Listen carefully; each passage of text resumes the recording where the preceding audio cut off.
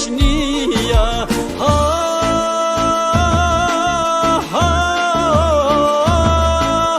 Në pararat bjera.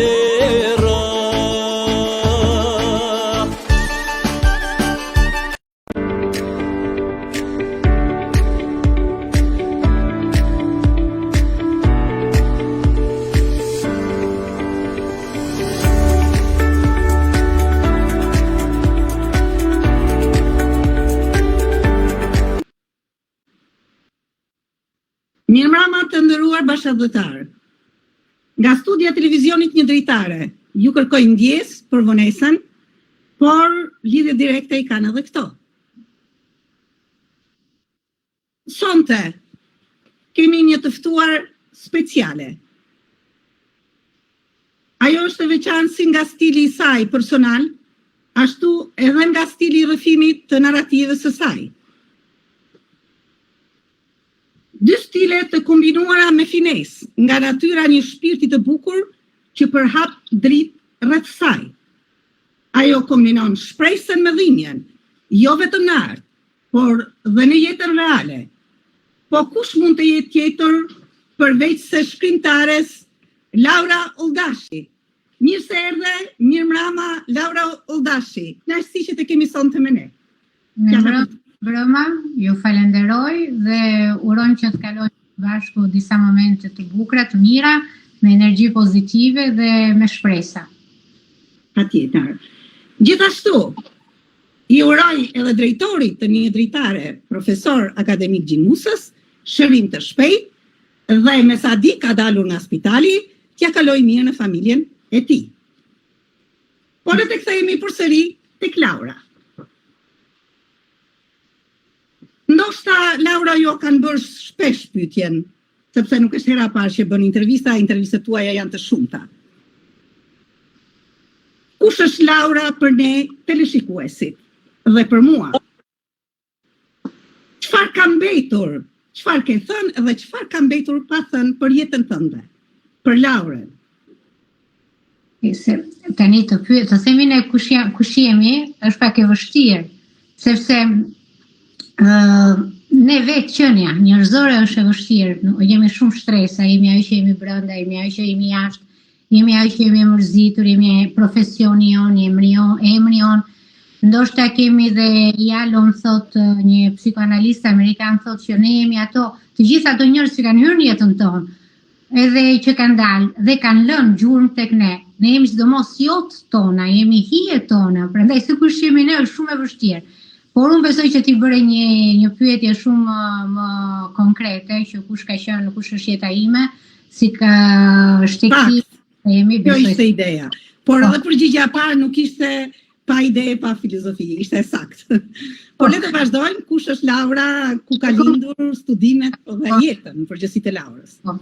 Konkretisht, unë kam lindur në Curikë, po e bëj pak shkurt mbasi e kam thënë dhe në... Po, patjetër, shkurtimisht.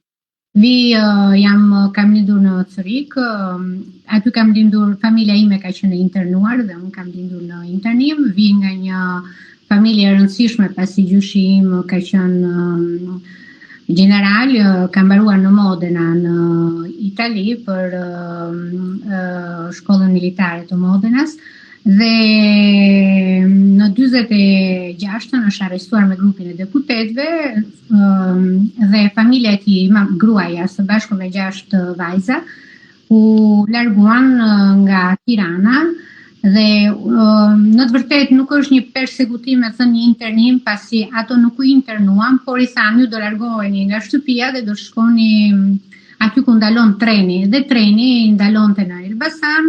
Ndetën 3 ditë në Elbasan në një shtëpi që i strehoi, aty u larguan nga Elbasani përsëri sepse ajo shtëpi edhe u dënua me një gjop, pasi kishte strehuar armiqtë e popullit, fëmijë domethënë se tezit e mia ishin shumë të vogla, më e madhja ka qenë 16 vjeç dhe më e vogla 3 muajshe. Nga aty pastaj janë larguar, dëbuar në Curikë, kur dikush i dha një ndihmë dhe aty kanë hyrë në një barake prej druri, ku vetë qyteti Curikut në atë kohë nuk ekzistonte.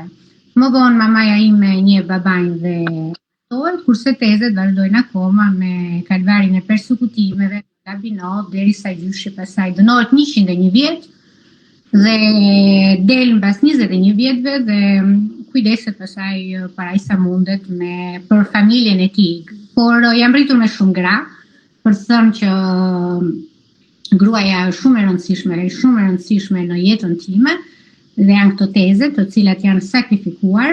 Kanë qenë gra shumë të zgjuara, shumë inteligjente, por në pamundësi arsimimi, pasi ishin vajza të armikut, dhe në pamundësi edhe të krijimit të familjes, sepse fëmia e armikut nuk mund të kishte edhe familje, dhe ka qenë gratë e para që kanë punuar në ndërtim, fëmijët e parë të themi, vajzat 14-15 vjeçë me ato kovat pa kozetat e hypojit, dhe kanë marrë pjesë në ndërtimin e Shqipërisë. Jo ka qenë, unë kam lindur domethënë në këtë ambient. Por këto e kam më shumë nga rrëfimet e mamas time. Ne kemi pas një balkon në Cërikë, ku unë isha e më e vogla, e 4 fëmijëve, dhe mama ime do të më rrëfente dhe do të më tregonte për këto historira. Shumë historira, është momenti ku gjyshi burgu, kur gjyshja shkon dhe takon gjyshin, ka momente kur kur në Tiranë mbyllin shtëpinë dhe i lënë jashtë 3 net këto fëmijë të vegjël që para se të largoheshin nga Tirana, gjyshja ka dashur me hyrë të hidhet tek pusi, pasi kishin një vilë tek pusi i familjes. Biles në Elbasan nuk kujtoj akoma mobilet që gjyshi kishte sjell nga Italia, mbaj mend rrëfimet e festave të gjyshit së bashku me gjyshen që ka merrte pjesë në festat e mbretërisë, zogut, pasi mbaj mend që një nga ditëlindjet e tezeve të mia është përkon me ditëlindjen e proprio të lekës të mbretit. Kam rrëfimet e gjyshit gjithmonë nga rrëfimet e mamas time kur ka atakuar prefektin e Tiranës, dhe në të gjithë këto kupton që pa çka që historia ndryshon, njeriu ngel një lloj. Për shembull, një rrëfim shumë interesant. Unë para një muaji sot është 40 vjet që kam maman time. Dhe janë gjërat shumë të freskëta dhe janë disa dhe tani kujton që pse mamaja ime mi ka thënë këto. Mamaja ime i ka thënë këto sepse ne duhet ti shohim tek të tjerët. Unë duhet i kaloj këto gjëra tek vajza ime. Dhe ishte një rrëfim i prefektit të Tiranës, tani dhe mua, i prefekt Tiranës, Qazimulletit, zoti Qazimulletit, dhe i thotë gjyshi në fillim nuk i kishe këto gradat. Dhe është rritur me një familje shumë normale të thjesht, po me një nën shumë të dashur. I thotë kur më ka vdekur nëna, i thotë kur më ka vdekur nëna, unë kam pasur, e kam dashur shumë, është përkushtuar shumë, por nuk mund t'i bëj një varrim ashtu siç duaj. Kurse kur më vdiq babai, u bë një varrim shteti kur ka vdekur gjyshi im, me gjyshi ka kaluar është mbi flamur, me breshëri armësh, edhe zoti Qazimuleti i përgjigjet, Riza i dashur, thot, nuk e kam bërë për të nderuar njeriu, po e kam bërë për gradat e tua. Në momentin që ti nuk do kesh grada, asgjë nuk je. Vetëm pak a shumë gjërat janë njësoj, vetëm përsëriten njerëzit, përsëriten historitë, por thelbi i njeriu ngel ai që është. Pra unë fëmijërinë time e bëra në atë qytet, kam jetuar deri në 98 në Cërik, kam jetuar edhe luftën civile, luftë civile sidomos në qytetin tim, pasi mbahet mend për një nga masakrat më të rëndësishme që u bën ato vite, kam qenë aty brenda. Dhe e kam në 98 në Shqipërisë duke ikur si një refugjate në Itali, pas dokumenta, pas edhe një gjë, si themi e ultima arrivata, në Itali asnjë shpresë. Edhe ato 3 vjetë e para kanë qenë shumë të vështira, pasi besoj si shedim që unë isha pothuajse si gjithë neve, ishim në drejtim të kërkim të identifikimit, por identifikimi ishte vendi jon dhe jo njeriu. Dhe derisa pasaj filluan kam bërë jetën e një refugjati, normal, do me thënë nga zgjoja, nga punët e para, nga punët e rëndomta, por shumë korrekte dhe serioze, derisa më në fund rastësia çoi maman time për një vizitë tek mjeku i familjes. Mama ime jeton nga 2003-shi, jetonte nga 2003-shi dhe deri në 2025 dhe është marrë konkretisht me rritjen e vajzës, ndërsa unë kam punuar pasi në 2003-2004 dal nga një divorc dhe kështu që më duhej që unë të bëja, të krijoja, të themi, të mbaja familjen. Kështu që ka disa rilindje jeta ime. Ndoshta Neruda ka që ne rilindim çdo ditë, por ndoshta edhe prandaj shkruaj sepse ka shumë për të shkruajtur, ka shumë skatola, si them unë, kutija të mbyllura fotografi, pasi unë nuk e kam këto memorie, nuk e kam domethënë të them që jetova një gjë, po kur filloj dhe shkruaj, më dalin të gjitha këto fotografi të bardhëzi nga e kaluar o nga jeta ime. Aty pra çova maman time në një vizitë mjeku dhe më paraqit puna e parë. Kam punuar 5 vjet në studio mjeku të familjes. Aty bëj një CV, një kurikulum dhe shkoj dhe paraqitem pasaj në një nga spitalet që kam këtu afër në Humanitas dhe filloj punoj në farmaci. Jam marrë me ilaçin ospedalier, fashaka, ilaçin që jam marrë drejt për së drejt me pacient onkologjik, pacienti vinte, merrte ilaçet dhe kam pas një kontakt shumë të vazhdueshëm me pacientin. Dhe aty u rrita jashtë mase nga ana shpirtërore. Dhe kam qenë me fat, dhe ta mendoj tani që se duhet një distancë për t'i menduar dhe për t'i parë gjërat. Dhe edhe për të arritur në konkluzione, sepse kur i themi të menjëhershme nuk janë të vërteta, duhet ajo largësia. Dhe me këtë largësinë tani kam kuptuar që gjitha të njerëz që kanë hyrë në jetën time si pacient kam sjellë një ndryshim shumë të madh dhe kam quajtur unë me fat që isha unë ai njeriu i duhur o personi në atë moment shumë të vështirë të jetës së tyre. Laura, të është dashur të studiosh për profesionin në Itali apo ti kishe studimet? Jo, unë kam studimet e mia janë letërsia, isha e studiuar në Shqipëri, universitet. Unë këtu në farmaci nuk kam bërë asnjë lloj studime përveç kurseve të brendshme intense. Kurse të brendshme, okay. Edhe ato studime janë. Po. Vetëm kuriozitet. Me të thënë. Nga aty pastaj ekipi im mbasi punoi shumë vite bëj këtu në Humanitas dhe ekipi im transferohet në San Raffaele. Aty pasaj bëj pjesë dhe unë, më marrin dhe mua domethënë në këto 5-6 persona që zgjedh drejtoresha ime. Dhe aty merrem me tani që edhe aktualisht edhe punoj aty, merrem me ilaçin eksperimental, me studiet eksperimentale për smundje kuptohet të rënda, onkologjike, hematologjike, të rralla, domethënë ilaçi që nuk është akoma në komercio, por që bëhen disa eksperimente për që të ketë të nesër me një dalje në një shitje o një dalje o një indikacion për smundje të rëndësishme. Pak a shumë kjo është ajo. Laura, për ne dhe për dëgjuesit e TV1 Dritare. Po, Laura, kjo që puna ka shtyr Laurën më tepër në shkrimin e saj filozofik, a ka ndihmës ndërmjet profesionit dhe të shkruarit? Apo ka shtangje, në ketë edhe jo... Ja, unë besoj që janë të dyja. Era parë, do me thënë, duke u marrë me pacientë onkologjik, unë vëzhgoj brenda meje, do me thënë, shpirti duhet, në të dyja gjëra duhet shpirti. Dhe kjo, jemi okay për këtë gjë. Ndërsa kjo punë ka dhe ritme, ka dhe anë emocionale, ka dhe ngarkesë, ka dhe transmetim zemre, ka dhe dhimbje, ka dhe jemi në Milano, flasim në Milano për me një shpejtësi të jashtëmadhe, me një shpejtësi shumë të madhe të gjërave, më thënë që arrit je shkataruar, nuk e më energji, nuk e më fuqi me rimar veten o për të bërë diçka, o sepse o për shkak të ndodh diçka jashtë nga dritarja e ditës, që është fundi botës këtu, sepse nuk ke mundësinë me rregulluar, me sistemuar ose ta ndjekësh.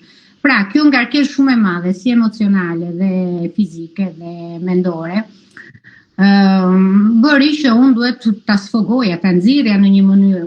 Dhe kjo ishte edhe një mënyrë për të nxjerrë atë stresin ose këto ritme të mëdha. Ka Tagore ka një poezi shumë të bukur që unë e përmend dhe e kam përmendur edhe të tjera, që thot për vazën. Tagore në fakt e ka për jetën, se jeta kjo është vazoja që mbushet dhe vazoja që zbrazet kur është e mbushur.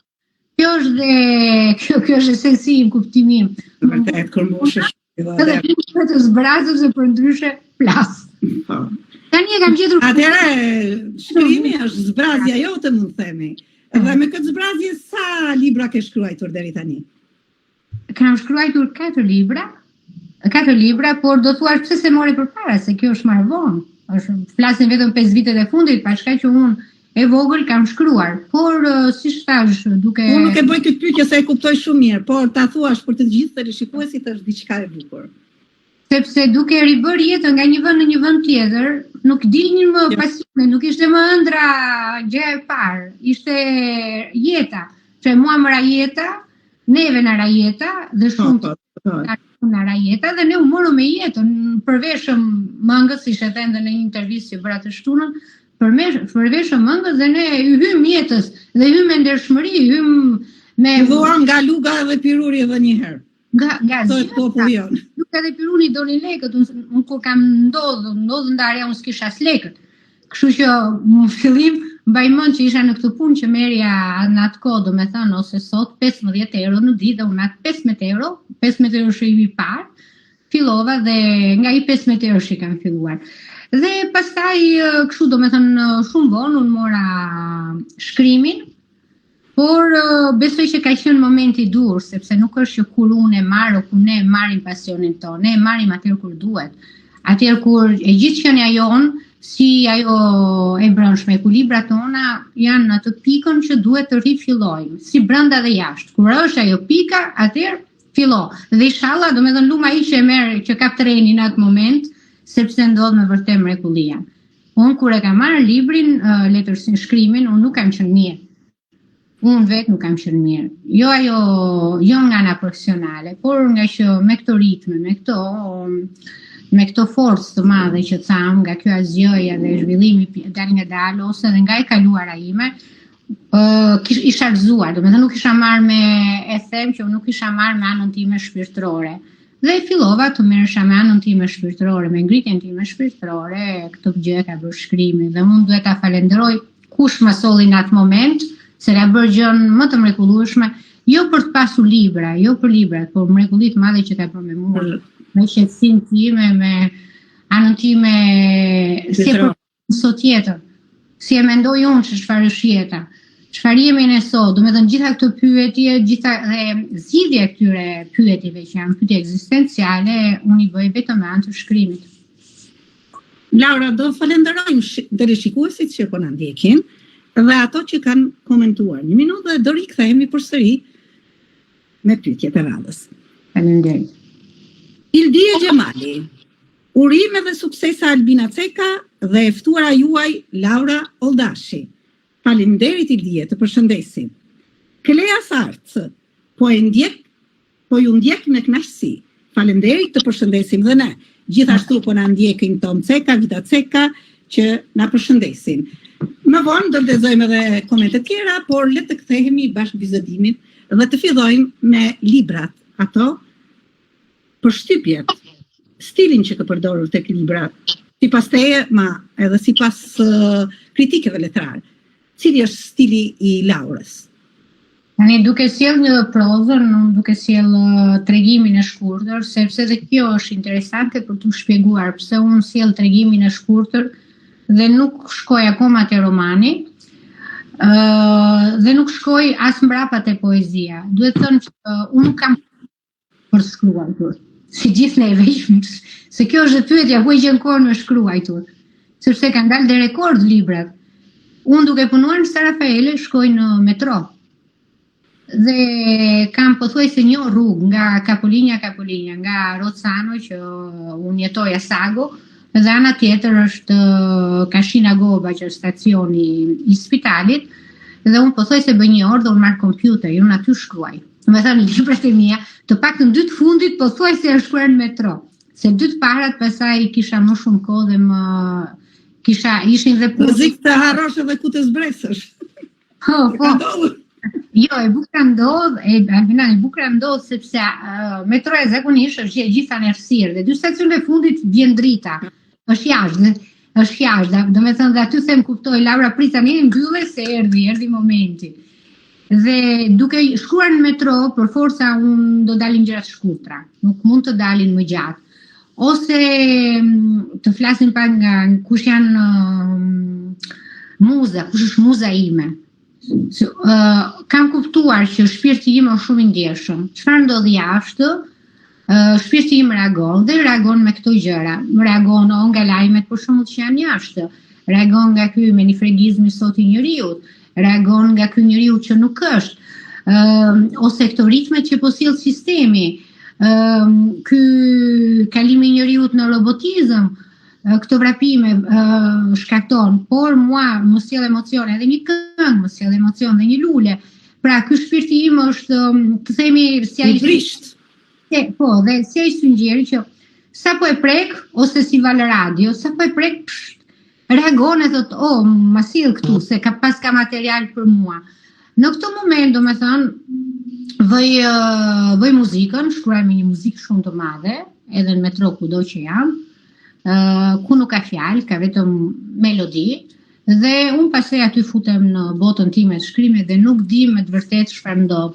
Por gjëra shumë të bukura. Unë jam shumë mirë kur shkruaj, pothuajse e kam thënë dhe në një intervistë tjetër, unë shkoj shumë afër qiellit.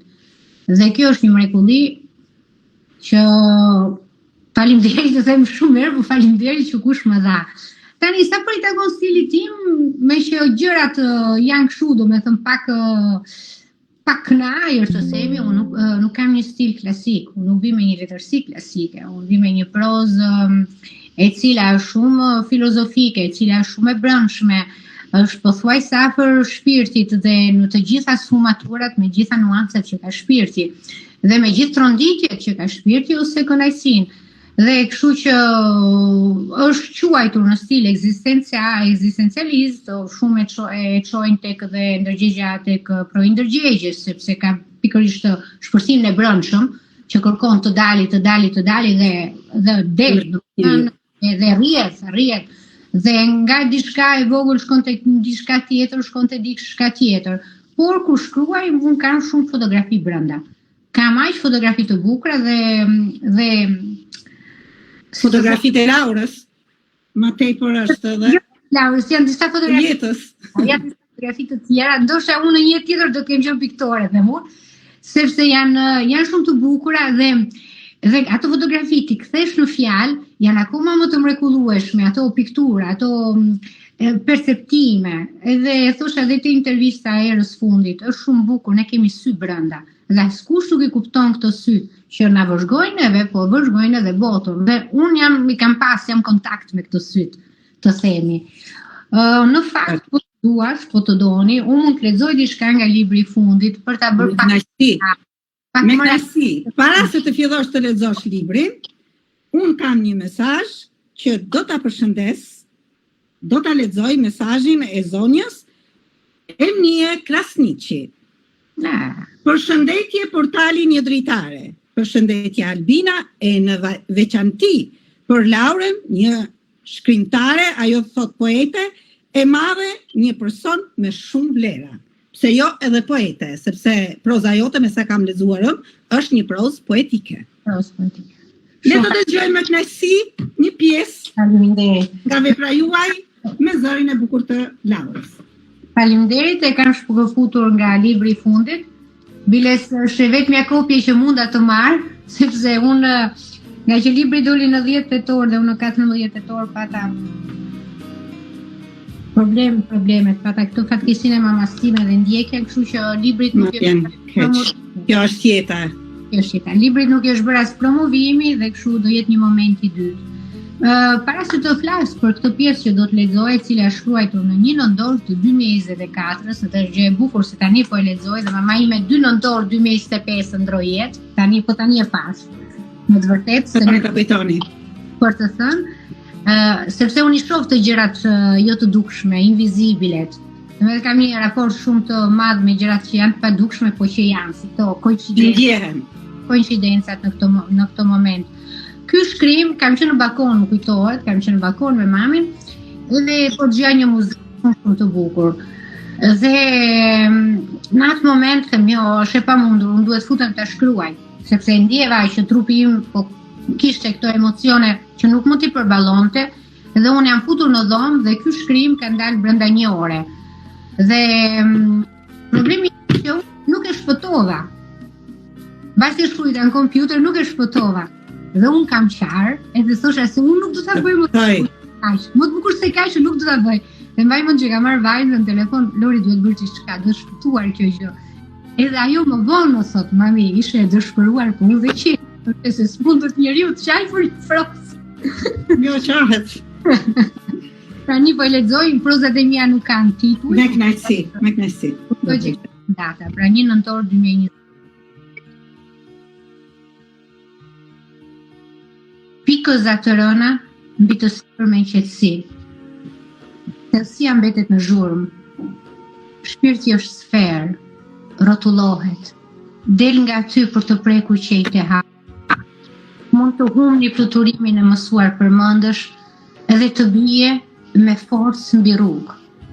A ka forcë shpirti? Çfarë përplaset mbi tokën e thatë? Një flutur më rrotullohet ndër sy. Është ajo që dikur ishte brenda meje, por tani ka vdekur. Është munduar të më hyjë përsëri, por nuk e di si ngjallen gjërat. Pastaj koha më shtyn në të tjera veprime, mendime, ngjarje, më merr me vete dhe bëhem një brenda 100-shit.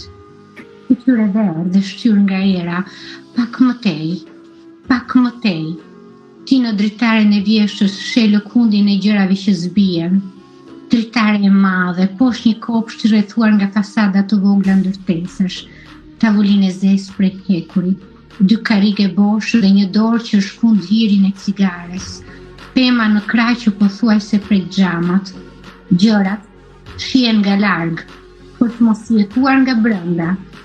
I bën çfarë ke bësh do vjesht, vesh xhaketën e errët, merr bastunin e drurit, tërheq ngadalë kafen, ndërgishta shtyp cigaren dhe pleqërisht I afrohesh perdeve të bardha, I bindur që perdet të ruaj nga sytë e huaj.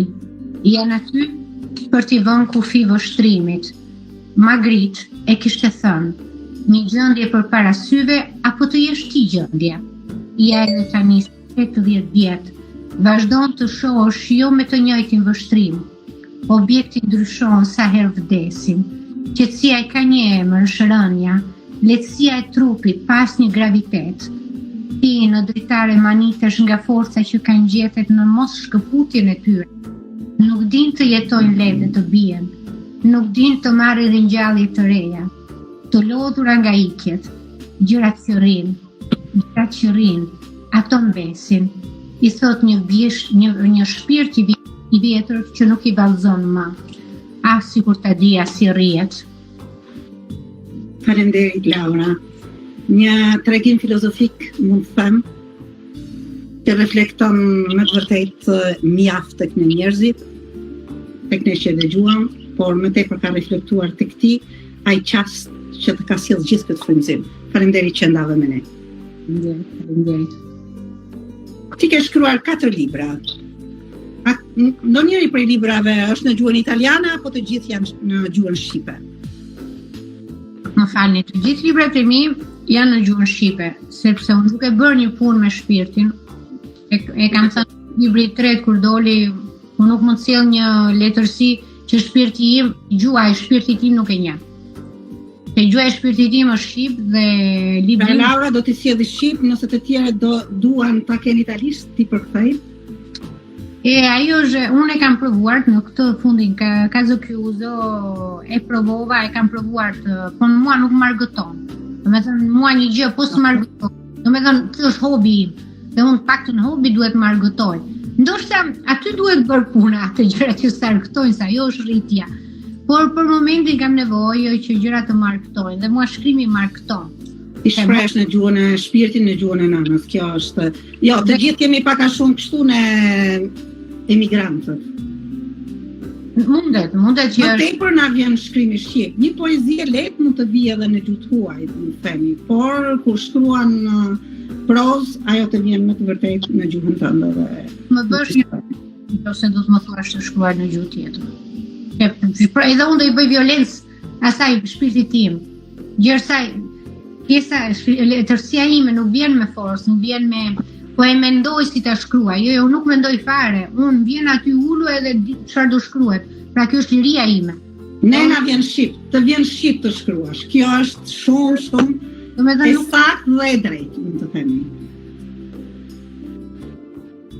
Duke ju parë kështu, ju jeni unike në stilin tuaj personal. A ndikon dhe stili juaj, a paraqet pak a shumë pjesën e brendshme të Laurës stili juaj? Edhe a lidhet edhe me shkrimin, më themi. Tani unë këtë nuk e shoh, po për shembull po jap një shembull, dje rastisht ndodha në një ambient me njerëz të panjohur dhe unë nuk isha prezantuar, domethënë më panë, piaceri si themi ne, okay, u prezantova me emër, po më vonë unë nuk isha prezantuar fare. Më vonë pastaj kur hyn dhe thua ç'a bën, okay, çfarë profesione ende këtej.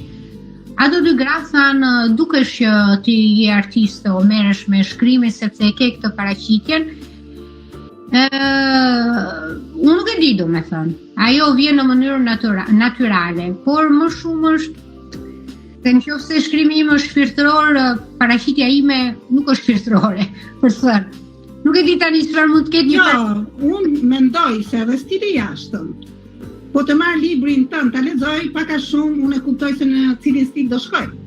Okay. Ndërsa nëse do marr librin e dikujt tjetër që ka komplet një stil tjetër, e di se pak a shumë nuk do gjej atë që gjej tek libri jot. Prandaj unë mendoj se edhe stili jashtëm lidhet pak. Po pra, e thash që dje ma thanë këto dy gra edhe thash unë pas drejt që ta kanë thënë, prandaj po të ndryshoj. Unë nuk e di, unë nuk e kam këtë perceptim, sepse ndoshta duhet dikush jashtë që të bëj këtë lidhjen time. Lidhjen e... Po. Por unë them që gjërat janë bashkë, në kuptim një shpirt i bukur nuk mund të mos ketë një paraqitje të jashtme të shumtuar. Absolutisht. Deri tani folëm për shpirtin e butë, për shpirtin e brisht. Sa është e lirë Laura me të shkruar? A e lodh mendimi, o Zot, po kur të lexohem, çfarë do të mendojnë njerëzit? Apo nuk të lodh fare?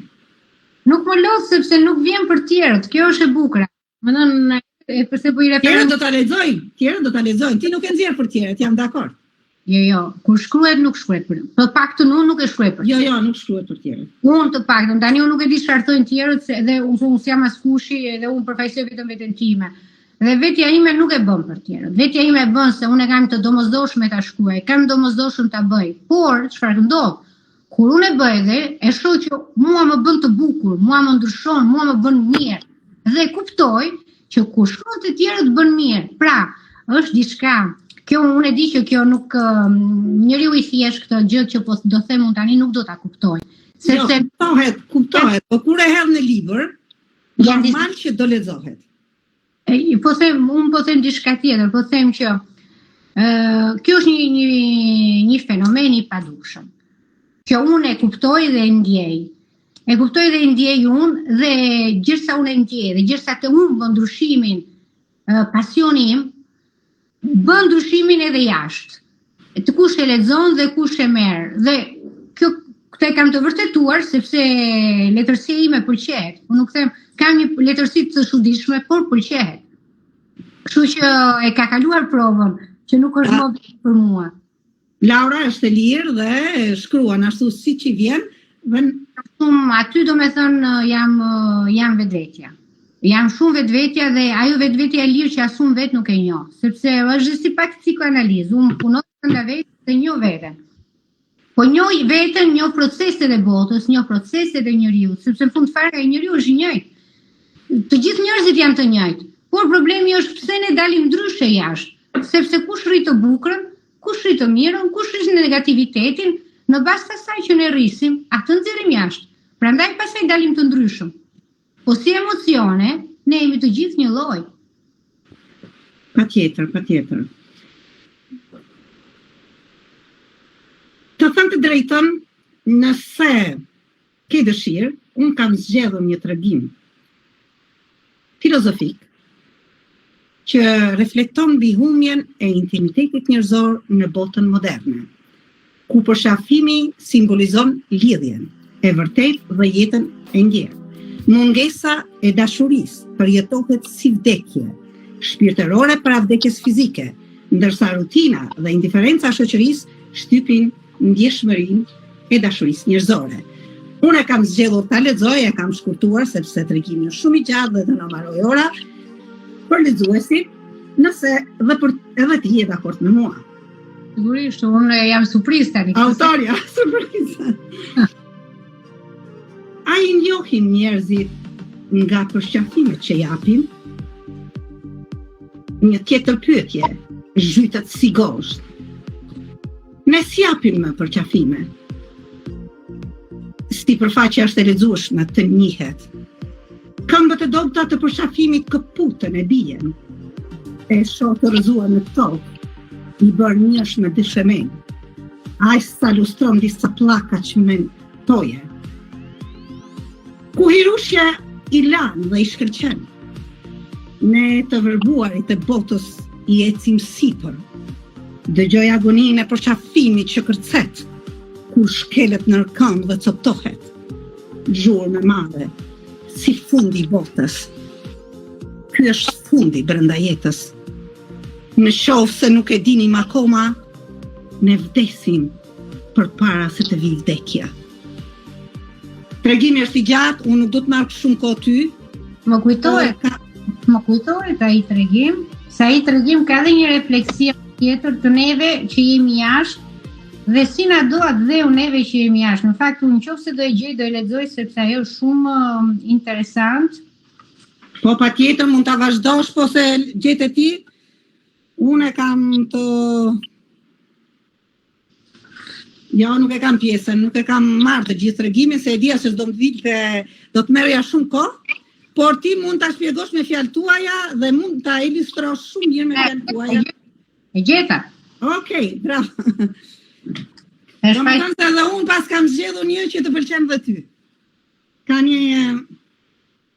Po, sepse ajo është shumë i zhvillur, nuk ka këtë metaforën që unë përdor. Ndërsa ti e gjen, po vazhdoj me vjeshtën unë po deshe. Apo e gjete? Jam këtu.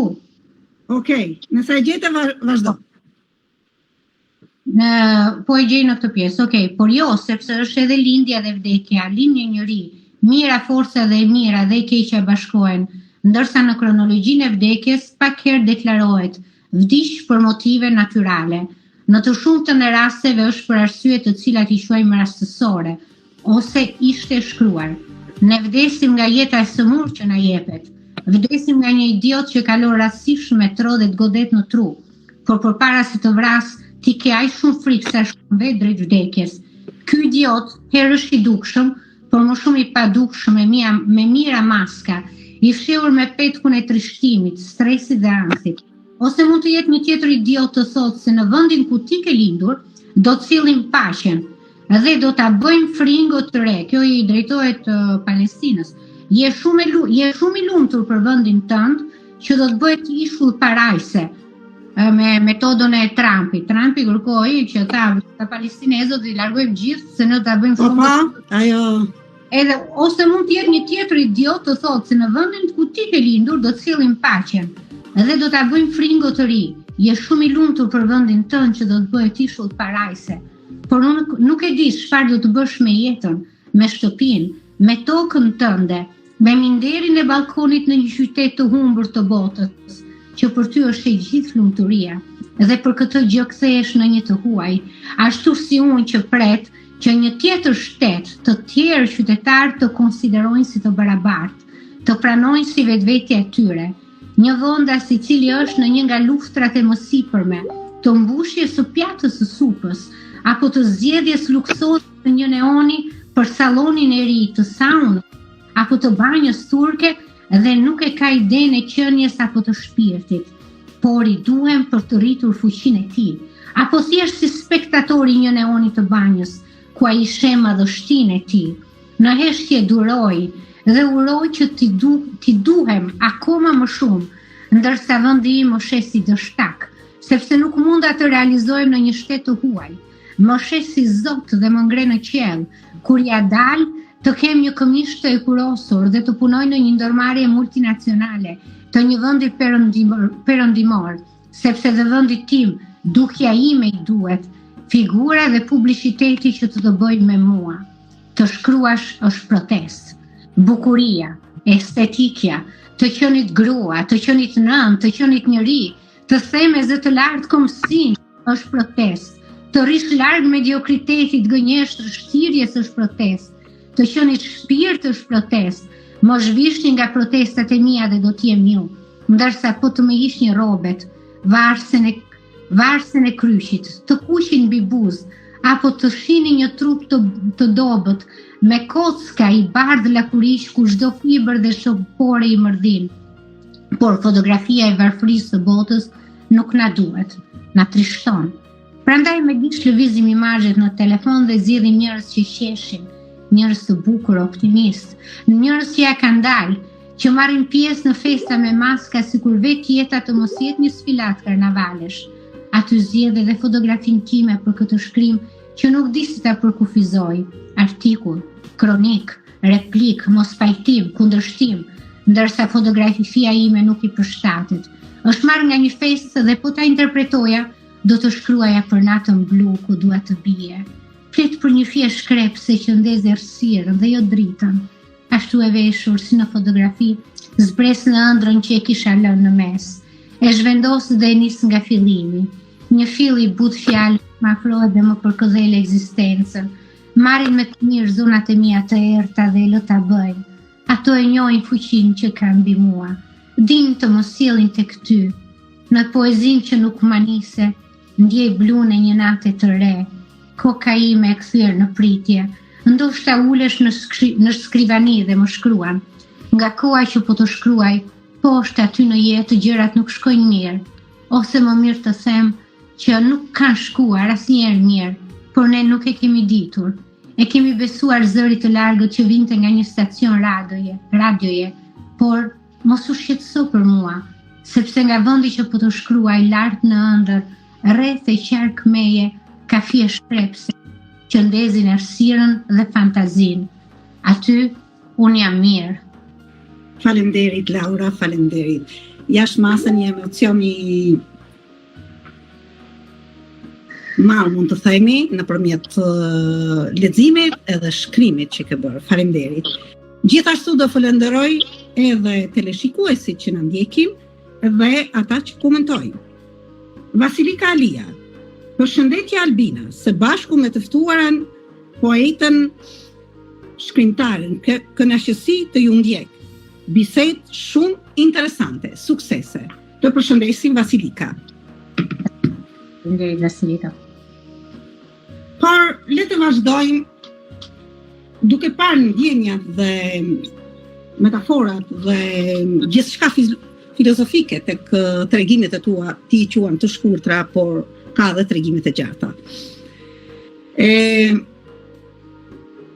A ka pasur në lidhje me klientat që ti ke njohur, ndërkohë që ato vinin të merrnin kurat? A kanë pasur ndikim dhe a ka tregime të shkurtra që lidhen pikërisht me të smurit me smundje që ja kanë dalur, që nuk ja kanë dalur, sepse dihet... Po, shumica nuk ja kanë dalë, në të vërtetë. Sepse këto smundje janë I qik që të rëndojnë shpirtin kur flasim, por janë pjesë e jetës dhe ne do flasim dhe është pjesë e profesionit tëm, kështu që është vendi të flasim, mund të themi. Po, unë e kam përmendur tek azhia ime të librit dytë, këto kanë ardhur. Një nga tregimet është I kushtohet Eldës, Elda Malshi, ishte një vajzë 30 vjeçare. Elda Malshi, mami I saj nga Rubiku, I Mirditës. Po, është, unë nuk e dija. Me të vërtetë, më falë që të ndërpreva një sekond, por kur dëgjova mbi emrin Malshi, Dila Malshi është kolegja ime e dashur dhe është një dhime e jashtëzakonshme për atë vajzë Florinë të gjithë anët. Të la fjalën ty tani. Elda Malshi erdhi rastësisht në jetën time, e njoha në spital, në muret e spitalit. Kur ajo ka qenë e shtruar në ambulancë në pronto soccorso, kam qenë në farmaci sipër dhe jam lajmëruar që duhet shkoja pasi një vajzë shumë e re nga Shqipëria e smur. Nuk kuptoj çfarë kishte, pasi ajo erdhi një vajzë shumë e bukur, vajzë shumë e re, vajzë me shumë energji, vajzë shumë e përgatitur, një mrekulli e natyrës, se gjithçkaje dhe praktikisht që unë jam e fat që më kanë ardhur këto njerëz. Fatkeqësi, por që ne kemi shkëmbyer më të mirën me këto njerëz, me njëri tjetrin. Dhe zbulohet që Elda ishte vuante nga një tumor pulmonesh në gradun e fundit, pas një lloj shpëtimi, nuk mund të operohej, bëri një kurë eksperimentale për një vit, por atë vit Elda ka jetuar si për 30 vjet të jetës së saj. Ka bërë maksimumin, bëri gjërat më të mrekullueshme, kurse, ballo, mësoi makinën, fluturoi u hodh nga avioni me parashut, vajti në Amerikë, bëri udhëtimet vajti në Amerikë dhe takoi doktoreshën që bënte eksperimentin që merrte ilaçin. Dhe më thoshte mua tani, Laura, unë po bëj këtë jetën paralele, kemi dy gjëra, thoshte, kam jetën time, është dhe kjo gjë, të të bëjmë gjën paralele. Dhe Elda ishte ero. Elda është luftëtari që lufton me guxim, me dinjitet, deri në momentin e fundit. Dhe kur Elda e kuptoi që nuk ishte më zgjidhje, në momentet e fundit, Elda ngrihet vetë heq maskën e oksigjenit dhe shkon drejt jetës tjetër. Dhe si më erdhi mua Elda? Dhimbje e madhe. Unë do me thënë unë kush e ka njohur Eldën e vuaj, që më kam qenë në Kish, ne do të ishim në ditëlindjen e Eldës, ne ishim në Kish për ta përcjellur Eldën dhe ajo Kish ka qenë plot me fotografitë e bukura të Eldës që nga doktorët, gjithë spitali im pothuajse Humanitas unë punoja në atë kohë, ishte prezent, po dhe shumë njerëz që e kishin njohur. Dhe si më erdhi pasaj mua Elda, duke pasur një lidhje shumë të madhe shpirtërore, unë kam akoma këtë lidhje me Eldën, dhe kur unë jam në vështirësi, them Elda, çfarë do bëjmë tani? Se më thoshte Laura, vetëm jeta, gjithçka bëhet. Po patëm jetën, gjithçka bëhet. Edhe po s'është problem ky. Edhe mua si më erdhi Elda, ka mundësi që Elda në botën tjetër, unë kam thënë aty, tani unë do prek disa taste që bëjnë të afërmit, ndoshta i bëjnë i sjell dhimbje, sepse kjo është një gjë shumë. Po bashkë me dhimbjen është edhe kujtimi, kështu që është diçka e bukur. Unë në një ditë pashke po shkoja të blija dhuratat, edhe nga larg shoh një karrocë, një nën që shtunte karrocën e fëmisë. Kjo është realisht, më ndodhi realisht mua. Dhe unë duke ecur te kjo rruga, pranvera, po kishin filluar rënja e petaleve të kumbullës. Dhe ishte shumë magjike kjo rrugë që unë po bëja. Dhe shoh këtë gruan të më njoh me syze të mëdha, e njoh në flokë të gjata, e njoh, po nuk po kuptoja se kush ishte. Kur ajo më kalon këtu në krah, dhe më Elda, kjo është Elda. Edhe kthehem, si ishte Elda. Ajo dhe kthehem e them, Elda është bërë në botën tjetër. Edhe ky ka ardhur, në këtë formë ka ardhur tregimi i Eldës. Patjetër, të gjitha drejtimet na çojnë që jeta ekziston, vdekja është një kalim. Por është edhe dhimbshme, nuk diskutohet, sidomos për moshat e reja dhe çfarë të them? Më fal se të emocionova se nuk e dija që bota është e vogël. Jo, bota është e vogël, unë emocionohem sepse kemi vuajtur pothuajse të gjithë, sepse vajzë e re me gjitha fëmijët që ekzistojnë, një familje e përkryer. Mamin asaj e kam pas kolege për disa vite në rubrik, kështu që le ta kujtojmë Eldën për atë që ishte, kjo ka rëndësi. Ja ta kujtojmë dhe ne në këtë mbrëmje të bukur. Po, në këtë mbrëmje dhe do jetë e ngjyrë. Ka shumë e sneshë, gjithë. Po. Dhe faleminderit Elda, çfarë ke bërë për ne.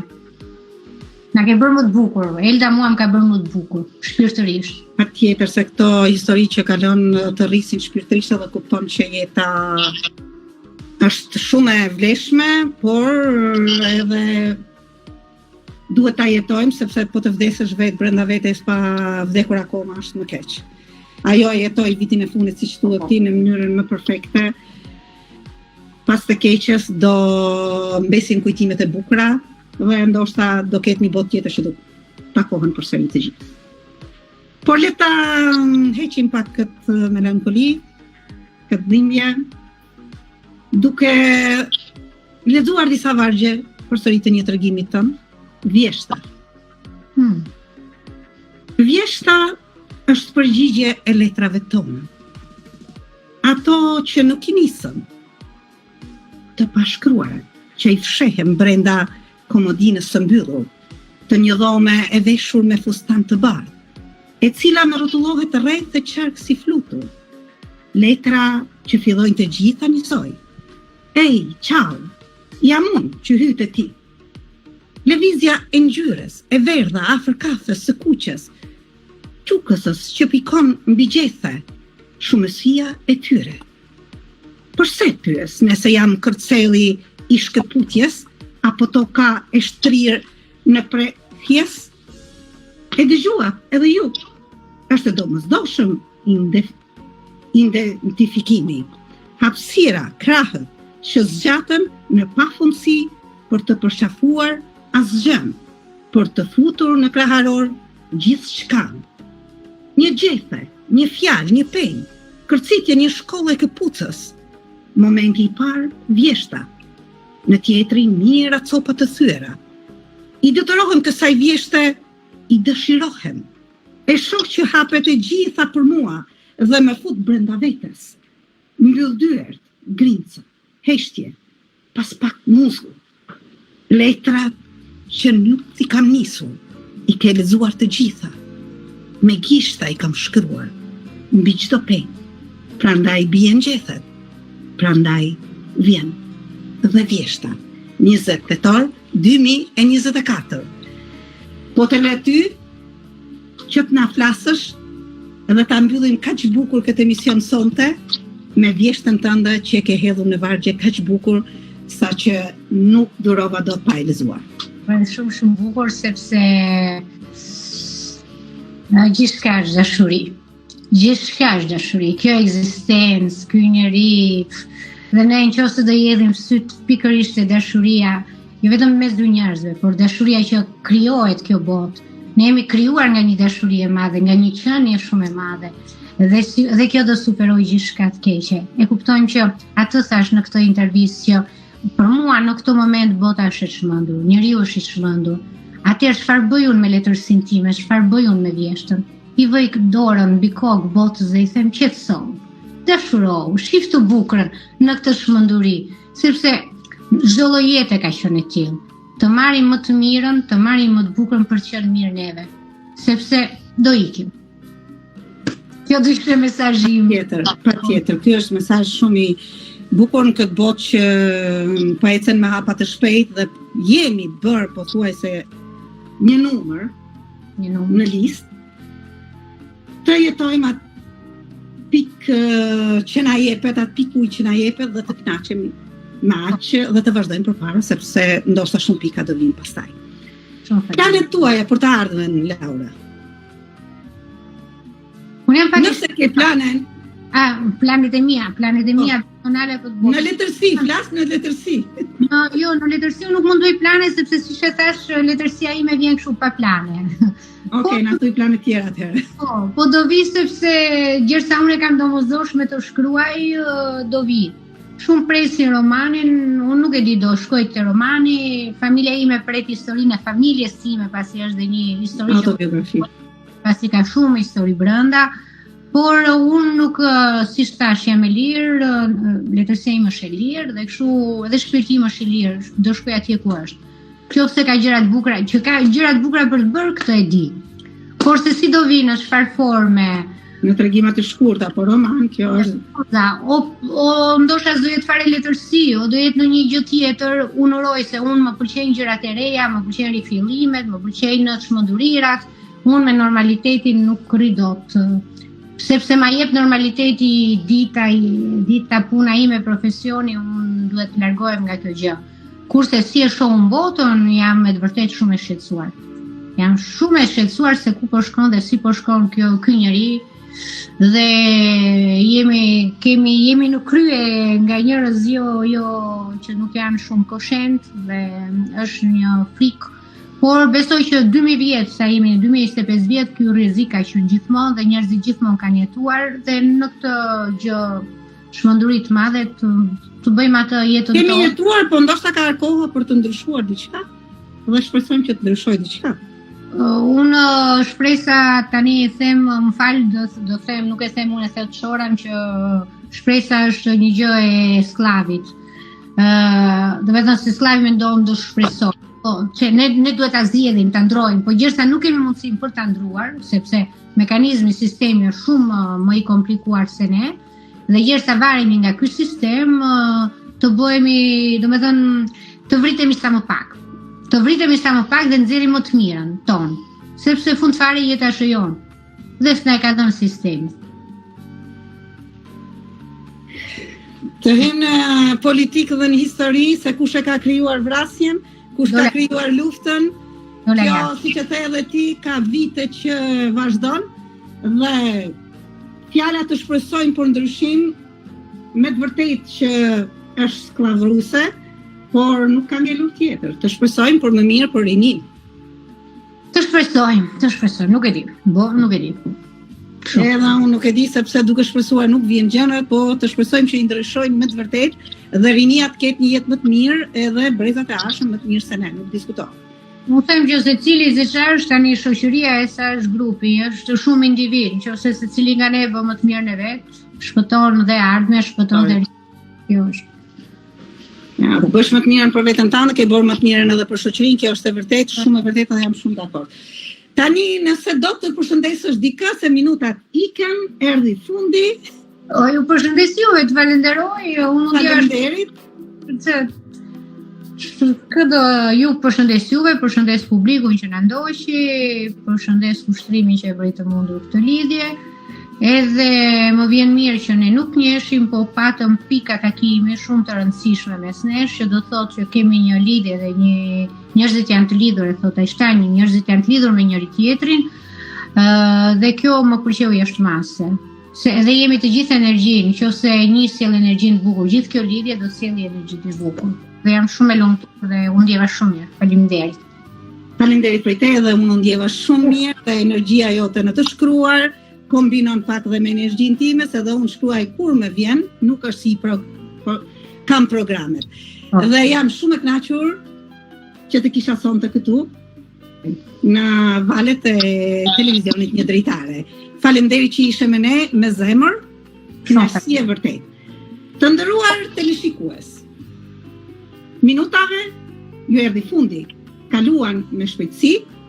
Unë nga studia televizionit Një Dritare ju përshëndes me zemër dhe ju uroj natën e mirë. Miru të takofshim në emisionet e tjera. Natën e mirë të gjithëve. Laura, natën e mirë, faleminderit shumë. Faleminderit dhe gëzuar festat. Faleminderit, gëzuar festat, jemi në prag festash me të vërtetë. Ne kemi mundësi të themi edhe në emisionet e tjera, ma gëzuar festat me të vërtetë. Faleminderit. Mbrëmje.